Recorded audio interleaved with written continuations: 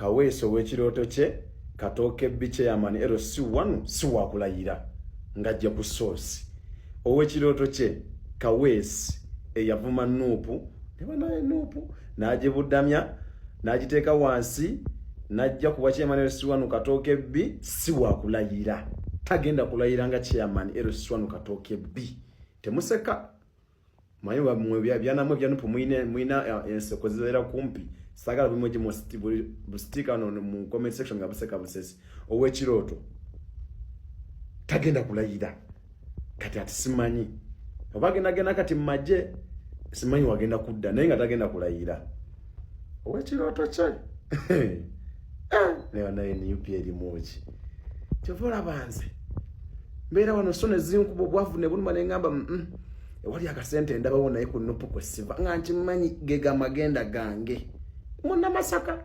ow'ekirooto tagenda kulayira tambuza video nga toseka. Yes, munnange wetuwogerera ow'ekirooto kye Engineer Kaweesa ye ebintu byeyongedde ate okumwononokera era amawulire agetuwulira gava mu nsonda enekusufu gagamba nti munnange era mbu tagenda kulayira.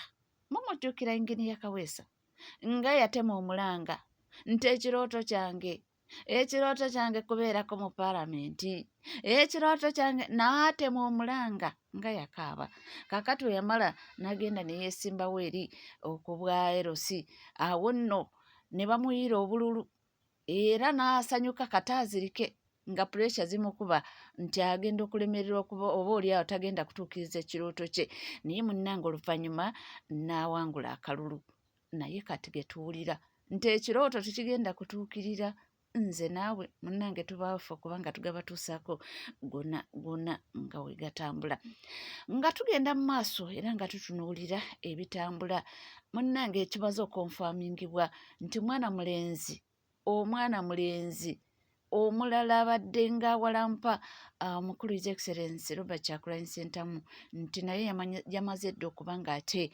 agobwa ku mulimu era mbu ssaawa yonna yandiba mutaka waniino mu ggwanga Uganda. Ono gwe njogerako ye yagambye nti ye singa bamugoba ku mulimu anaafuluma ennyonyi emigugu gye ng'ayolekera mu State House e Magere ne ngamba mwe mukimanyiko nti kiri confirmed nti no Ashrafu ali mu kudda waka kulima kiri confirmed Ashrafu ali mu kudda waka kulima yagambye mbu bwe baba mulemeseza omulimu agenda kutuukira mu White House ya His Excellency Robert Kyagulanyi wagenda okutuukira wagenda okubeera so abali ku side zeeyo Ashrafu ajja anytime from now abatuukako.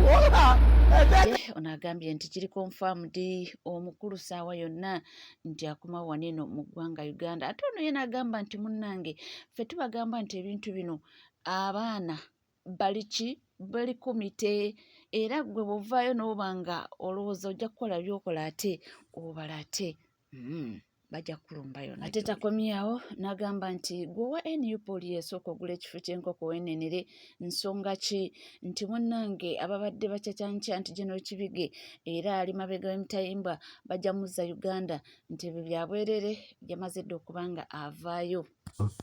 Gwe wa NUP sooka ogula ekifo ky'enkoko kirye anti General Kibige ali wabweru waliwo wedde abacacyanca wano bakuliyetinga entalo abagamba abaliosi ne bamusiba nga ffe tuli n'emitima gye tuluma tugamba kabulaza waffe embeera yeno gyalimu kati musibe mwebale kusaba mwena abasabidde General Kibirige oli omusajja ate ogamba mbu nja kukuba olugalo sobola kwongerako kirala ali wabweru basebo ne bannyabo so mwebale kusaba basabye kati waliwo gwagenda okulumba direct tugenda kuwulira ku video wano nga zitambula zikola kweziti naye nga NUP family mwebale twagala banange nagulawo YouTube channel link yange weeri awo waggulu ku bio so nsaba tugende tusubscribing ono kyali kinnemye okwogera ekyo mbu subscribing naye leero nkabaziza nenkakwata so fenna Simon TV twakoze YouTube channel and tukola no stories if you're there and you have a story ky'ekinjogeza oluzungu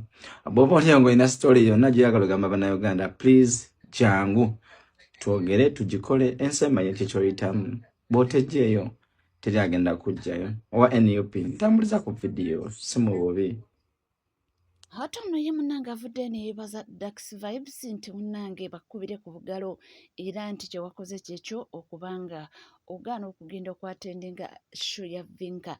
Abantu abamu bavuddeyo ne bagamba nti ye nti Vinka ye yaleetera Dax Vibes okutrendinga n'okubanga ate agoinga viral, abantu abasinga obungi okumutegeera nti naye ajja atya kubanga teyatendinze konsati ye. Bano bagamba nti kye yakoze kye kyabadde ekituufu.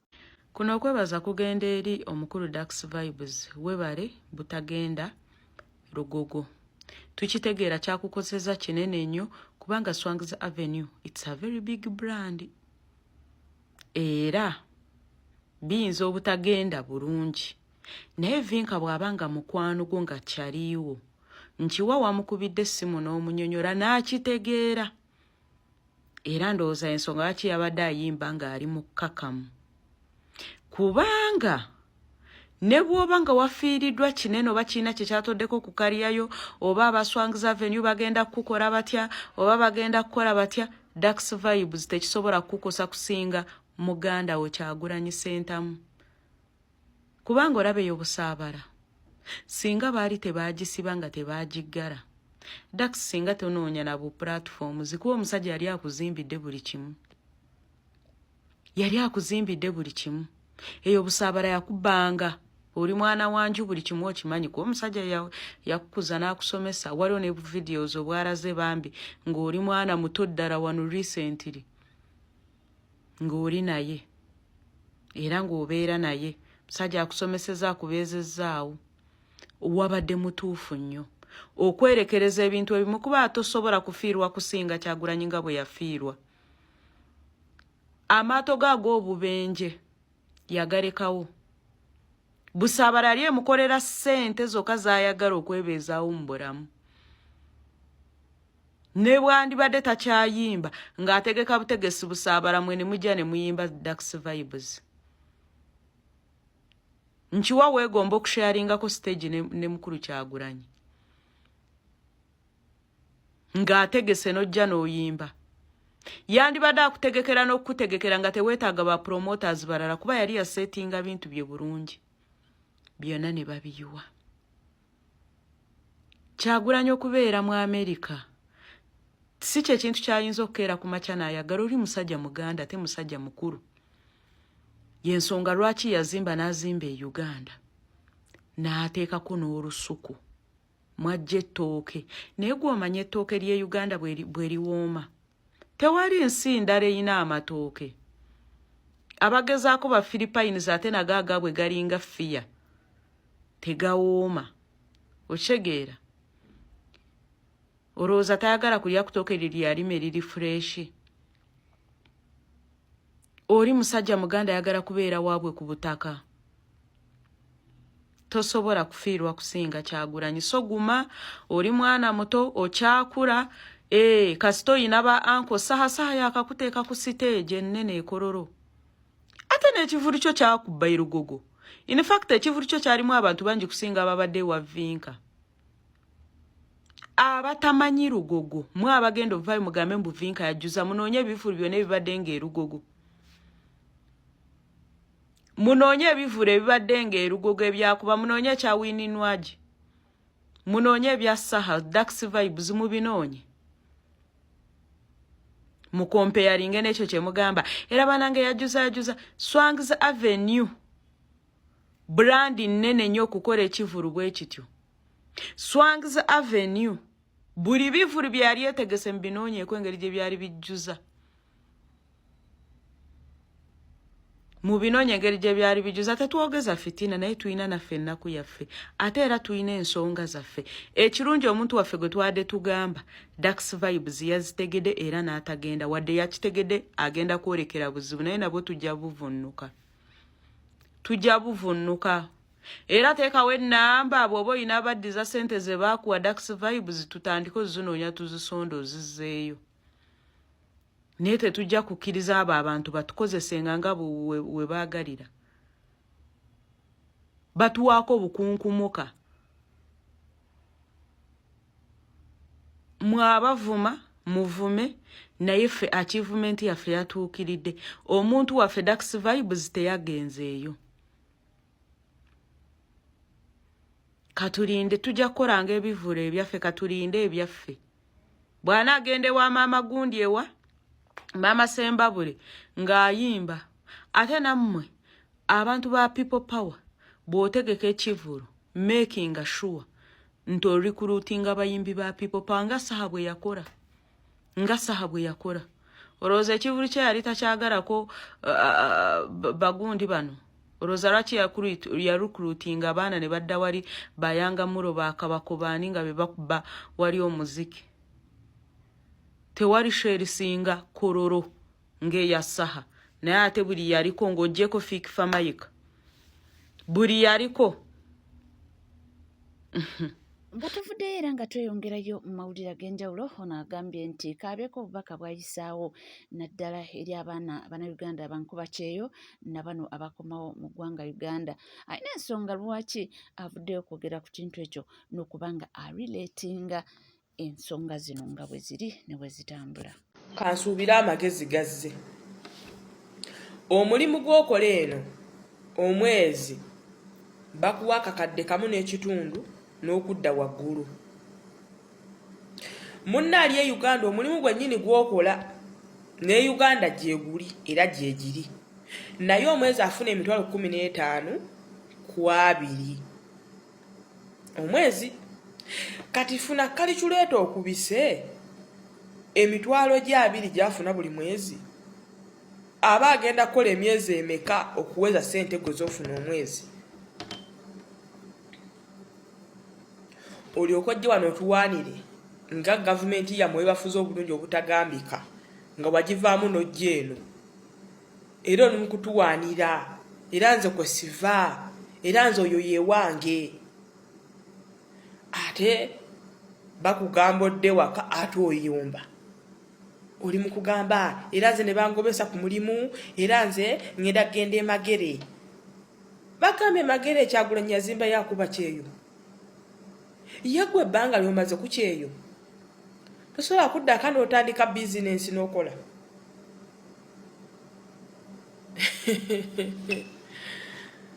Bantu mmwe kye muba mumanya emirimu egiri ku kyeyo ne Uganda gye giri. Lwaki mugirekawo ne mujja eno? Ne Uganda obwakaddaama gye buli. Iye naye obwakaddaama bw'e Uganda bakusasula emitwalo 6 nga n'engoye ozikuutisa ngalo.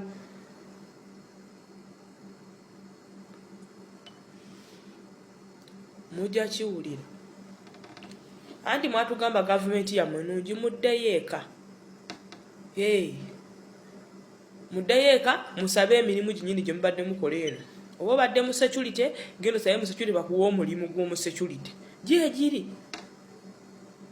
Kale mwatu temutukooya. Wetuli era nga ffe tubaawo munange okuba nga tugaba tusaako nakulaggulo twakuleetedde eggulire ery'omwana mulenzi Paul Musoke ono nga foot soldier munnange abantu abagatima agabi abadde baagadde okuba nga bamumisa omusu bamukakanyeko ne bamusibira mu nnyumba ne bakubamu n'emisumaali awo nno ennyumba ne bagiteekako omuliro. Omwana omulenzi babadde baagala kumuttira mu nnyumba naye nga bw'omanyi Mukama Katonda nga waakola ebibye yasobodde okusimatuka era nga n'essaawa yakakati ali mu ddwaliro alunyumya nga lutabaalo yeeyongera okuba nga afuna obujjanjabi. Tugende mu maaso abeeko bye yatugamba ku nsonga eyo. Ogamba otya mwana wa maama? Mawulire ga nnaku. Abasajja balina ettima. Mawulire ga nnaku eri bannankyukakyuka bonna beppo ne bannayuganda. Tulina comrade munnaffe munnankyukakyuka abadde abasinga bamumanyi mu Freedom Border tumanyi lya po. So ono omuvubuka ono ekiro ekikeesezza olwaleero omuvubuka ono abamumanyi abadde awangalira mu bitundu by'ekitemu kyengera. So ekiro ekikeesezza olwaleero yabadde avudde ku mulimu n'addayo ewuwe waka. Agenda okutuuka ewaka n'ayingira mu nnyumba yabaddemu ne mutoowe. alina muto we gwabeera naye. So bwe yayingidde mu nnyumba ng'ali mu nju omwo ne muto we, mbu n'awulira omuntu ng'alinga ali ku mulyango. Kaakati ekyazzeemu yagenza okuwulira ng'amafuta gawunya. Kitegeeza nti oli yayimiridde ku mulyango gw'ennyumba n'ayiwa amafuta. Amafuta ne gajja nga gayingira mulumu munda. Kaakati ndowooza n'atakitwala nnyo nga kikulu, naye kati yadaawo n'awulira ekibwatuka. Kati ekyo ekyabwatuse of course omuliro gwabaddeko. N'awulira omuliro. Kati omuliro ogwo mu kutandika ndowooza ababadde n'ebweru kuba kansala yaŋŋambye bino. Ne balaba omuntu ng'akutte akadomola. Naye ndowooza ne bataagala ate kujja nnyo eri muntu ono bwe baŋŋambye embu.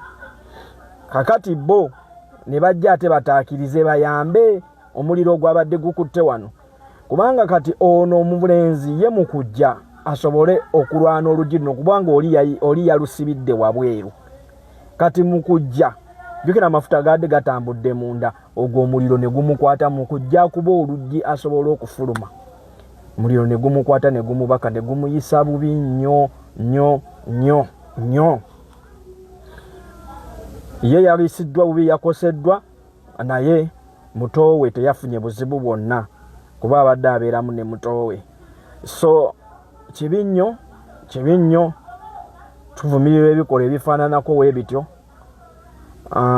Bwe njogerera obudde buno kuba nva kwogerako ne kansala n'omu ku kansala. So naŋŋamba omwana ali mu ddwaliro. Eddwaliro as of now tetujja kulyatuukiriza, naye ndowooza famire gye bujjako awo mu maaso ejja kusobola okuriviiringa ddwaliro ki. Naye nga kibi nnyo twongere okwesabira, twongere okusabira muganda waffe, ate n'aba n'asobola okubaako n'obuyambi bwonna muddukirire muganda waffe ono, naye omuliro gwamuyisizza bubi. Ffenna tumanyi omuliro empisaamu gye guyisaamu omuntu bwe guba gumwokyezza, ate guno omuliro gwabadde gwa petroli. Kibi nnyo, naye katwongere okusabira muganda waffe tulabe tumanya. Amawulire ag'omwana mulenzi Paul Musisi. Ate ono yagambye nti Kajoba tebinaggwa, nti era mmwe abali abawagizi ba NRM nga musuubira nti tebagenda bakwatako, bakyabakolerako ddala. Gwereka abaana bakole ku mpapula zo. Omanyi mu NUP mulimu structures, mulimu department, kati waliwo abakola ku mpapula ezikomyawo abantu ewaka. Gye bagiyita force leave, leave etali neyagalire. First leave, something like that. So just wait for you. Tewesindika. Buli omu ajja kufuna. Kyakubiri senga olina musanyufu nnyo. Mujja kunsonyiwa kyayi kalinamu kafulu naye. Eddoboozi teriri kiriya naye kino mbadde nyino kibagamba. Omwana senga tatya nakutya. Already you don't have a job. Ogwo omutwe munene nnyo kubanga oli mwogwo omulimu. Omulimu gwa kasale gunyuma omuntu nga ali physically fit. Naye kakati already olina omutwe omunene gusinga ogwa boosi wo. Omutwe gukulinga gwa ndogoyi. Wetuli Kajoba we yabagambye nti katuukira waniino ku kisaawe Entebbe ebintu abikwata adda magere. Simanyi lwa magere agenda kukolayo ki, ayo simanyi, naye yagambye bwatuukira bwati ku kisaawe Entebbe n'atuuka mu ggwanga Uganda ebintu abikwata asimba lye magere. Oba agenda gundi kwedi kwota Makerere Kavule nzaawo simanyi, naye nga kyo kye yalayidde nti kubanga abaana be NUP bamugobesezza ku mulimu. Era n'agamba nti n'obutambi atandise okubukuŋŋaanya, buli omu yamukoledde akatambi ng'amwogerako agenda kuloopa ku poliisi. Awo nno wetuli era nga wetutuuse. Nze munnange ogwange mbaawo kubanga ngubatuusaako gonna agatambula. Abaana basalawo kugamba nti tujja kukola research tukuzuule yonna gy'oli. Ojja kuvevenga ng'omanyi nti tebamanyi gye nkolera, bandaba bulabi. Abaana bajja kukolako emikolo. Kajoba bamukozeeko emikolo ng'amanyi afunye muntu amwagala, faani we nnyo, ne yeekubya naye n'ebifaananyi kyaddaki nga bazudde gy'akolera. Kaakati zamaze dda okumuwonyera. Tuli ku NCK TV, teweerabira kubanga osubscribinga ringing that notification bell, sharing liking ebisigadde butereva amawulire tujja kuba nga tugakuweera tujja kuba nga tugakutuusaako wona bw'oli wona w'osinzidde gwe tuula butuuzi kalira nywera kyona kyewetaaga tujja kuba nga tukomawo sigala naffe tuvaawo.